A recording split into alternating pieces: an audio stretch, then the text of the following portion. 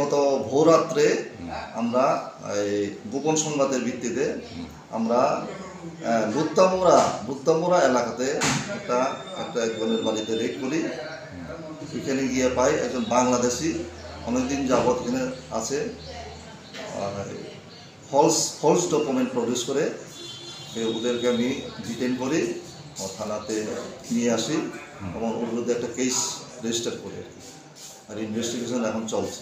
গোপন সংবাদের ভিত্তিতে আমরা একটা জায়গাতে অ্যাম্বুশে বসি, এই নির্ভয়পুর জামাইতিলার দিকে রাস্তাতে অ্যাম্বুশে বসি। অ্যাম্বুশে বসার সময় একটা টাটা পাঞ্চ গাড়ি আসে আর ওই গাড়িটাকে আমরা চেক করার সময় আমরা গাঁজা প্রায় 21 কেজির মতো, 21 কেজি 500 গ্রামের মতো গাঁজা আমরা পাই। ওই গাঁজাগুলাকে আমরা সিজ করি।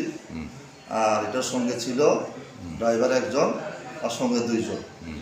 ওদের নাম হলো মোহাম্মদ হানিফ মিয়া ড্রাইভার, আর 2 জন ছিল আব্দুল জলিল সোনামুড়া, আর একটা হলো নূর নবী সোনামুড়া।